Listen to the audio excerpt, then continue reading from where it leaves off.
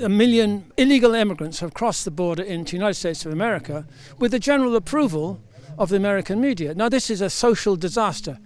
This continues. America will not remain United States of America within a decade. It will be unrecognizable and will be chaotic because people from Central America, El Salvador and so on, and Guatemala will bring the values of Guatemala that drove them from Guatemala and El Salvador into America. And they don't disown those values the moment they arrive. They don't become Americans with crew cuts who believe in free enterprise and so on. They believe in something else entirely. I don't know what those other things are.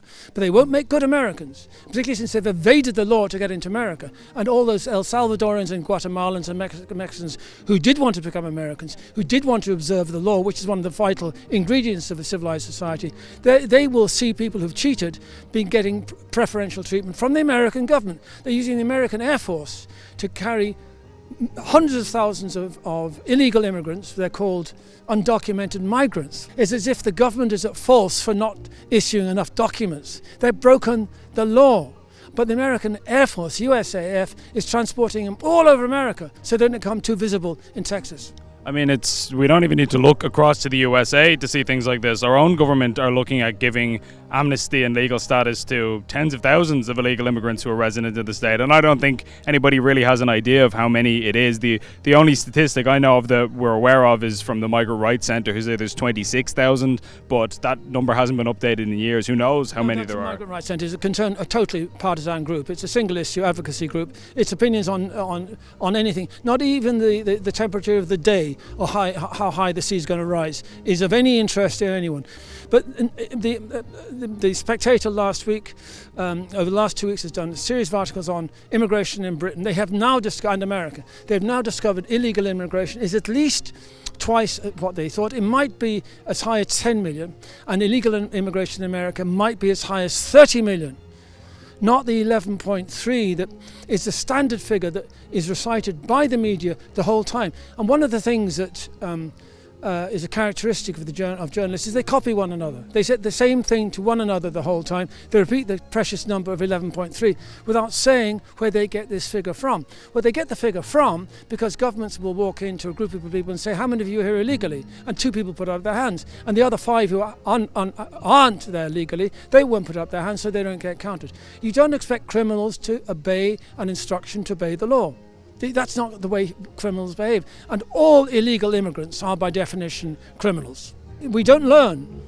We have had the opportunity of being neighbours of Britain to learn from how badly the British handle these things. But no, we're determined to make their mistakes all over again in a particularly Irish way, so we can say we're Irish and we do it the Irish way and be proud of ourselves. It is the insufferable conceit associated with Ireland's attitude towards immigration.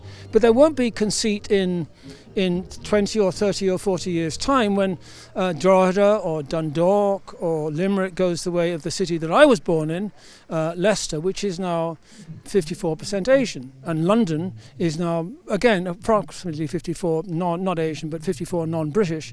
And 2/3 of all children in London maternity hospitals are born of foreign mothers. So then you have a transformation of an entire society, racially, culturally, every aspect of it. And that's fine if you've agreed on it beforehand. But if you haven't agreed on it, haven't discussed it, and most of all with the communities who are most involved, then it's not fine.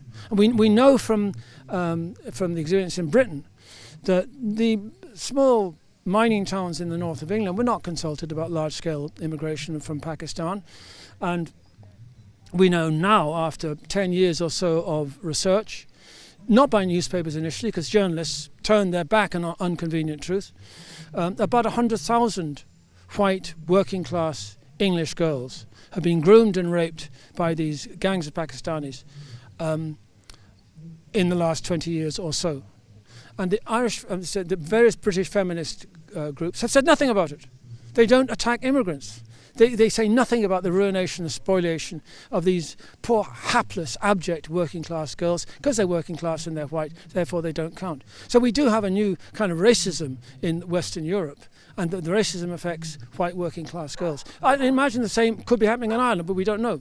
I mean, most definitely. The only real vote that you can say the Irish people have ever had on the topic of immigration is the 2004 birthright citizenship referendum, and that was defeated. I think that might be the most decisive referendum. It was 79%, almost 80% of people said, no, we're not okay with this. So, it was denounced by the Irish Times as racist. It was denounced by the Irish Times as racist. yeah, apparently 8 in 10 people are apparently racist, according to the media. That's right. Well, it's the same that you call Trump, people who supported Trump are white supremacists as well. I think, was it 1/3 of black professional women supported Trump? So they're white supremacists too. That's a good one. Nice one. Yeah. That's an impressive one.